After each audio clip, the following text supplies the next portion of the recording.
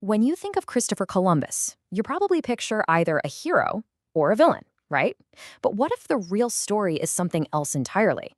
Today, we're diving into the personal, tragic story of Columbus, a man whose greatest triumph was also the source of his deepest despair. And that brings us to the core question for today, a question that's actually pretty deep when you think about it. What if your greatest success was also your greatest failure? This paradox, this contradiction, is really the key to understanding the whole arc of Columbus's life. All right, so let's rewind. To really get this story, we have to start where it all began. Not with a voyage, not with any controversy, but with just one man and an idea. An idea that burnt so brightly, well, it was practically an obsession. See, to get inside Columbus's head, you have to know what was driving him. This wasn't just some curious explorer looking for new lands. No, this guy was totally convinced, possessed even, by the idea that there was this incredible treasure just waiting for him over the horizon, and he believed he was the only one who could find it. And this really puts into perspective just how wild his ambition was. I mean, for everyone else in the 15th century, the Atlantic Ocean, that was basically the edge of the world. It was this huge, scary barrier on the map, a total unknown filled with sea monsters and all kinds of crazy legends. But for Columbus, he looked at that void and saw an opportunity, a challenge he was absolutely determined to beat. Okay, so he's got the dream, the unbreakable will. But a dream is one thing, right?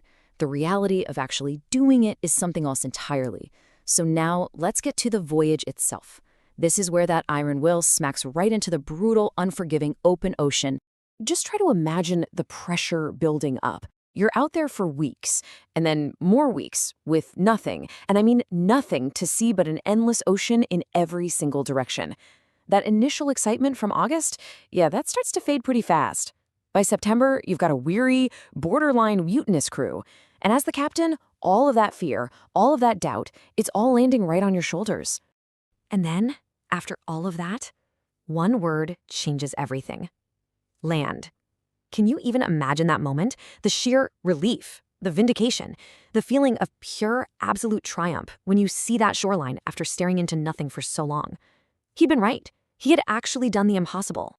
And this right here, this is the absolute high point of Columbus's entire life.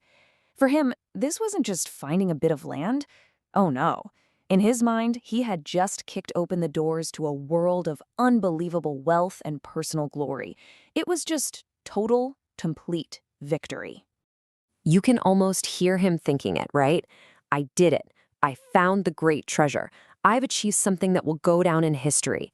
At that moment, he has to feel like he's on top of the world. He's accomplished the one single goal that defined his entire life. But, and this is a huge but, this is exactly where the story takes its tragic turn. That feeling of triumph, it was real. But man, was it short-lived. The very discovery that would make him famous was also the thing that would start to break him. The dream starts to unravel, and it gets crushed under the heavy and often pretty brutal weight of reality. And this slide just lays it out so perfectly. Look at this contrast. It's night and day. On one side, you've got the promise, the dream that fueled this whole thing, glory, respect, success, incredible riches. And then, look at the other side, the reality of what his life became, constant struggles, criticism, disappointment, and just plain hardship. That hero's welcome he probably imagined in Spain, it never really happened. Instead, he gets tangled up in this messy web of politics. His rivals at court are constantly trying to tear him down, questioning everything he did. And that massive wealth he promised the king and queen, it wasn't materializing, which just led to more problems and more disappointment. The guy who conquered the Atlantic Ocean found himself totally lost, basically drowning in the bitter politics of the old world. So that brings us to the final, really somber chapter of his life. This is where we see the true cost of that ambition, where the full weight of his discovery really comes crashing down. And this is the image we're left with. It's not that confident, triumphant explorer standing on a new shore. It's a tired, broken old man. All those years of fighting and disappointment had just worn him down completely. He was just a shell of the man who set sail. And here's the kicker, the final, most tragic irony of his entire story.